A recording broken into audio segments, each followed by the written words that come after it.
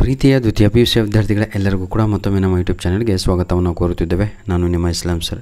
ಇದೇ ವರ್ಷ ನಡೆದಂತಹ ಬಿಸ್ನೆಸ್ ಸ್ಟಡೀಸ್ ಕ್ವಶನ್ ಪೇಪರನ್ನು ನಿಮಗಿಲ್ಲಿ ಅಪ್ಲೋಡನ್ನು ಮಾಡಿಕೊಡ್ತಾ ಇದ್ದೇನೆ. ತಾವುಗಳು ಬೇಜಾರಾಗಬೇಡಿ, ಯಾರು ಕೂಡ ಸುಮಾರು ಒಂದು 15 ಜನ ಈ ಒಂದು question ಪೇಪರನ್ನು ಕಳಿಸಿಕೊಟ್ಟಿದ್ದಾರೆ.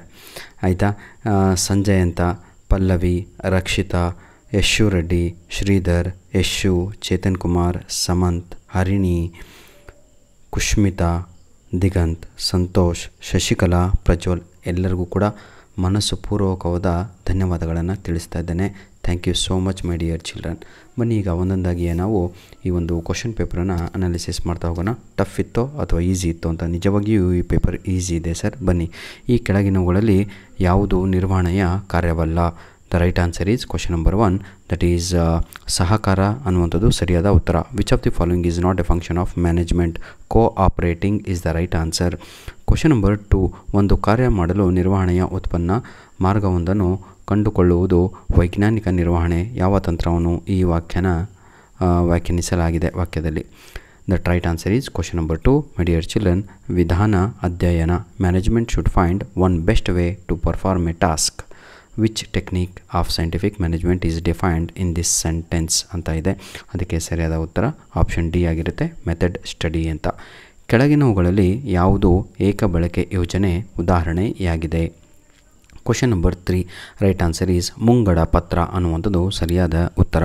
Which of the following is an example of single use plan ಅಂತ ಇದೆ. Budget is the right answer. Question number 4, my dear children, ಸಾಮಾಜಿಕ ಸಂಬಂಧಗಳ ಜಾಲಬಂಧದಿಂದ ಸಹಜ ಸ್ಫೂರ್ತಿಯಾಗಿ ಉದ್ಭವವಾಗುವ ಕೆಲಸವನ್ನು ಹೀಗೆಂದು ಹೇಳಲಾಗುವುದು.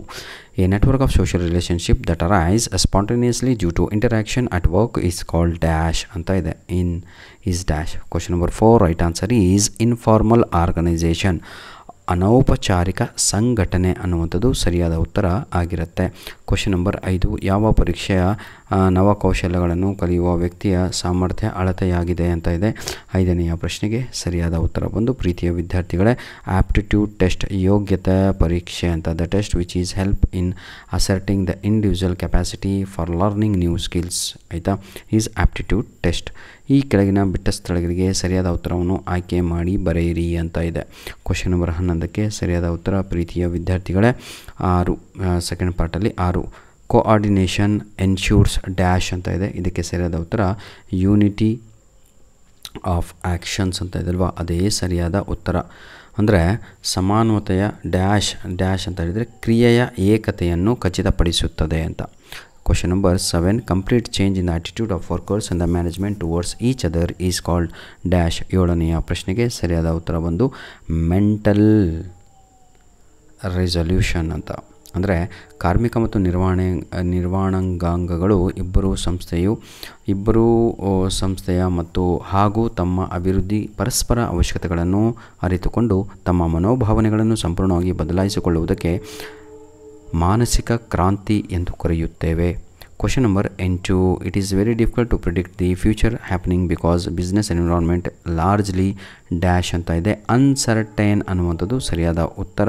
ಭವಿಷ್ಯದ ಘಟನೆಗಳನ್ನು ಊಹಿಸಿ ಬಹಳ ಕಷ್ಟಕರ ಏಕೆಂದರೆ ವ್ಯವಹಾರ ಪರಿಸರವು ಬಹುಮಟ್ಟಿಗೆ ಡ್ಯಾಶ್ ಅಂತ ಇದೆ. ಇದನ್ನು ಕನ್ನಡದಲ್ಲಿ ನಾವು ಏನಂತೀರ ತಾವುಗಳು ಅನಿಶ್ಚಿತ ಅಂತ ಕರೆಯುತ್ತೇವೆ. ಕ್ವಶನ್ ನಂಬರ್ 9, ತರಬೇತಿ ಪಡೆಯುವುದನ್ನು ಒಂದು ಇಲಾಖೆಯು ಮತ್ತೊಂದು ಇಲಾಖೆಗೆ ವರ್ಗಾಯಿಸುವುದನ್ನು ಡ್ಯಾಶ್ ಎನ್ನುವರು. Shifting of trainees from one department to another department is called dash. ಅದನ್ನು ನಾವೆಲ್ಲರೂ ಕೂಡ ಏನಂತೀರ ಜಾಬ್ ರೊಟೇಷನ್ ಅಂತ ನಾವು ಕರೆಯುತ್ತೇವೆ, ಹೌದಲ್ವಾ? ಉದ್ಯೋಗ ಆವರ್ತನ ಅಂತ ಕರೆಯುತ್ತೇವೆ. 10ನೆಯ ಪ್ರಶ್ನೆ, directing means giving dash to do work ಅಂತ ಇದೆ. ಇನ್ಸ್ಟ್ರಕ್ಷನ್ಸ್ ಅನ್ನುವಂಥದ್ದು ಸರಿಯಾದ ಉತ್ತರ ಆಗಿರುತ್ತೆ. ಅಂತ ಹೇಳಿದರೆ ನಿರ್ದೇಶಿಸುವ ಅರ್ಥವೆಂದರೆ ಕೆಲಸ ಮಾಡಲು ಡ್ಯಾಶ್ ನೀಡಲಾಗುವುದು, ಡ್ಯಾಶ್ ನೀಡುವುದಾಗಿದೆ ಅಂತ ಇದೆ. ಏನಂತೀರ ತಾವುಗಳು ಅದನ್ನು ಕನ್ನಡದಲ್ಲಿ ಏನಂತಿರೋ ಇನ್ಸ್ಟ್ರಕ್ಷನ್ಸ್ಗೆ ಸೂಚನೆಗಳು ಅಂತ. ನೆಕ್ಸ್ಟು ಮ್ಯಾಚ್ ದ ಫಾಲೋಯಿಂಗ್ ಇದೆ. ಪ್ರೀತಿಯ ಮಕ್ಕಳೇ, ಬಹಳ ಈಸಿಯಾಗಿ ಕೊಟ್ಟಿರುವಂಥ ಮ್ಯಾಚ್ ದ ಫಾಲೋಯಿಂಗು ನಾನು ಹೇಳಿದ್ದಲ್ವಾ, ಲಾಸ್ಟ್ ಪೇಪರ್ ಒಂದು ಅಪ್ಲೋಡ್ ಮಾಡಿಕೊಟ್ಟಿದ್ದೆ, ಅದರಲ್ಲಿ ಇದು ಪ್ಲಾನಿಂಗು ಕೋಆರ್ಡಿನೇಷನ್ ಎಲ್ಲ ಬಂದಿತ್ತು. ಬನ್ನಿ ಈಗ ಕೋಆರ್ಡಿನೇಷನ್ ಕ್ಷಮಿಸಬೇಕು, ಕೆಲವೊಮ್ಮೆ ಉಚ್ಚಾರಣೆ ಬರ್ತಾ ಇರಲ್ಲ. ಕೋಆರ್ಡಿನೇಷನ್ ಅಂತ ಇದೆ. ಕೋಆರ್ಡಿನೇಷನ್ಗೆ ಸರಿಯಾದ ಉತ್ತರ ಒಂದು, ಪ್ರೀತಿಯ ವಿದ್ಯಾರ್ಥಿಗಳೇ, ನಮ್ಮ ಪ್ರಕಾರ 4ನೇದಿದೆ ಅಲ್ವಾ, ಅದೇ ಸರಿಯಾದ ಉತ್ತರ. ಅದು ಯಾವುದು ಅಂತ ಹೇಳಿದರೆ ನಿರ್ವಹಣೆಯ ಸಾರ ಅಂತ, the essence of management is the right answer. ಆದರೆ ಬಹಳ ಜನ ವಿದ್ಯಾರ್ಥಿಗಳು 6ನೇ ಆನ್ಸರ್ ಹಾಕ್ತಾಯಿದ್ದಾರೆ, ಅದು ತಪ್ಪು ಸರ್.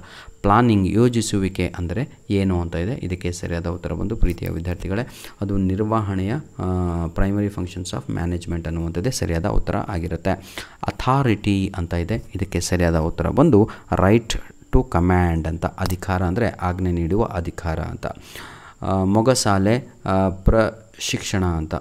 ವೆಸ್ಟಿಬ್ಯೂಲ್ ಟ್ರೈನಿಂಗ್ ಅಂತ ಇದೆ. 6ನೇ ಪ್ರಶ್ನೆಗೆ ಸರಿಯಾದ ಉತ್ತರ ಬಂದು ಕಾರ್ಯತರ ತರಬೇತಿ, off the job training is the right answer. Question number E, my dear children, ಮಾರ್ಗಶ್ರೇಣಿ ಸಿದ್ಧಾಂತ ಅಂತ ಇದೆ. ನೀಡ್ ಹೈರಾರ್ಕಿ ಥಿಯರಿ ಅಂತ. ಇದಕ್ಕೆ ಸರಿಯಾದ ಉತ್ತರ ಬಂದು ಅಬ್ರಾಹಂ ಮಾಸ್ಲೋ ಅನ್ನುವಂಥದ್ದು ಸರಿಯಾದ ಉತ್ತರ. ಇವರೆಲ್ಲರೂ ಕೂಡ ಈ ರೇಂಜಿಗೆ ಕರೆಕ್ಟ್ ಆನ್ಸರ್ ಬರೆದಿದ್ದಾರೆ ಅಂದರೆ ಎಲ್ಲ ಬೆಂಗಳೂರಿನವರಿಗೆ ಒಂದು ಸಲ್ಯೂಟು ಸರ್. ಯಾಕಂದರೆ ಭಾಳ ಚೆನ್ನಾಗಿ ಓದ್ತಾ ಇದ್ದೀರಾ ನಮ್ಮ ಕಾಮರ್ಸ್ ವಿದ್ಯಾರ್ಥಿಗಳೇ, ಬಿಸ್ನೆಸ್ ಸ್ಟಡೀಸ್. ಬನ್ನಿ ಈಗ ಉನ್ನತ ಹಂತದ ನಿರ್ವಹಣೆಯ ಒಂದು ಉದಾಹರಣೆಯನ್ನು ನೀಡಿ ಅಂತ ಇದೆ. Give one example of top level management ಅಂತ. CEO ಅನ್ನುವಂಥದ್ದು ರೈಟ್ ಆನ್ಸರ್ ಆಗಿರುತ್ತೆ. When is gang plank used ಅಂತ ಇದೆ.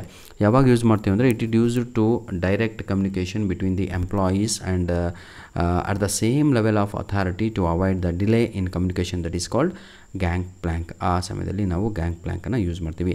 State the first step in the planning process ಅಂತ ಇದೆ. ಅದು ಸೆಟ್ಟಿಂಗ್ ಆಬ್ಜೆಕ್ಟಿವ್ಸ್ ಅನ್ನುವಂಥದ್ದೇ ಸರಿಯಾದ ಉತ್ತರ ಆಗಿರುತ್ತೆ. 15ನೇ ಪ್ರಶ್ನೆ give the meaning of a transfer ಅಂತ ಇದೆ. ಟ್ರಾನ್ಸ್ಫರ್ ಅಂತ ಹೇಳಿದರೆ shifting an employee from one job ಏನಂತೀರ department another place or the another without change in position, that is called transfer ಅಂತ ಕರಿತೀವಿ. ವಾಟ್ ಈಸ್ ಗ್ರ್ಯಾಪಿವಿನ್ ಕಮ್ಯುನಿಕೇಷನ್ ಅಂತ. ಏನು ದ್ರಾಕ್ಷಿ ಬಳ್ಳಿ ಸಂವಹನ ಎಂದರೇನು ಅಂತ ಇದೆ ಆಯಿತಾ. ಅಂದರೆ it is informal communication that spreads through social interaction and personal contacts in an organization, that is called ಏನಂತೀರ ಅವುಗಳು ಕಮ್ಯುನಿಕೇಷನ್ ಅಂತ. ದ್ರಾಕ್ಷಿ ಬಳ್ಳಿ. ಧನ್ಯವಾದಗಳು. ನಿಮ್ಮ ಪ್ರೀತಿ ಸಹಕಾರ ಹೀಗೆ ನಮ್ಮ ಜೊತೆ ಇರಲಿ. ಕಾಣುತ್ತಿರುವ ಎಲ್ಲ ಕನ್ನಡ ಮೀಡಿಯಂ ಪ್ರಶ್ನೆಗಳು, ಇಂಗ್ಲೀಷ್ ಮೀಡಿಯಂ ಪ್ರಶ್ನೆಗಳು, ಬಿಸ್ನೆಸ್ ಸ್ಟಡೀಸಿನ ಪ್ರಶ್ನೆಗಳು 100% ಇಂಪಾರ್ಟೆಂಟ್ ಆಗಿರ್ತವೆ ನಿಮ್ಮ ಒಂದು ಮಿಡ್ ಟರ್ಮ್ ಎಕ್ಸಾಮಿಗಾಗಿ ಅಂತ ಹೇಳ್ತಾ, ಇದು ಯಾವುದೇ ಪ್ರೀವಿಯಸ್ ಇಯರ್ ಕ್ವಶನ್ ಪೇಪರ್ ಎಲ್ಲ ಕಂಡ್ರೋ. ಮೊನ್ನೆ ಶನಿವಾರದ ದಿನ ನಡೆದಂಥ ಕ್ವಶನ್ ಪೇಪರನ್ನೇ ನಿಮ್ಗೆ ಅಪ್ಲೋಡನ್ನು ಮಾಡಿಕೊಡ್ತಾ ಇದ್ದೀನಿ. ತಡವಾಯಿತು, ಕ್ಷಮಿಸಬೇಕು. ರೀಸನ್ ಇಷ್ಟೇ, ಸುಮಾರು ದಿನಕ್ಕೆ 6-10 ಕ್ವಶನ್ ಪೇಪರ್ ಹಾಕಬೇಕು ವಿತ್ ಕೀ ಆನ್ಸರ್ ಅಂದರೆ ಸ್ವಲ್ಪ ಸಮಯ ಹಿಡಿಯುತ್ತೆ. ಬನ್ನಿ ನಿಮ್ಮ ಪ್ರೀತಿ ಸಹಕಾರಕ್ಕಾಗಿ ಆ ಒಂದು ಕೃತಜ್ಞತೆಯನ್ನು ಸಲ್ಲಿಸಲಿಕ್ಕೆ ಇದೇ ವಿಡಿಯೋದ ಡಿಸ್ಕ್ರಿಪ್ಷನ್ ಬಾಕ್ಸಲ್ಲಿ ನಾನು ನಿಮಗೋಸ್ಕರ ಇಂಗ್ಲೀಷಿನ ದ್ವಿತೀಯ PUC ವಿದ್ಯಾರ್ಥಿಗಳಿಗೆ 100% ಬರುವ ಏನು ಹೇಳಿ ನೋಡೋಣ. 100% ಬರುವ ನಿಮ್ಮ ಇಂಗ್ಲೀಷ್ ಸಬ್ಜೆಕ್ಟಿನ ಗ್ರಾಮರಿನ ಲಿಂಕ್ಸ್ಗಳನ್ನು ಇದೇ ವಿಡಿಯೋದ ಡಿಸ್ಕ್ರಿಪ್ಷನ್ ಬಾಕ್ಸಲ್ಲಿ ಕೊಟ್ಟಿರ್ತೇನೆ.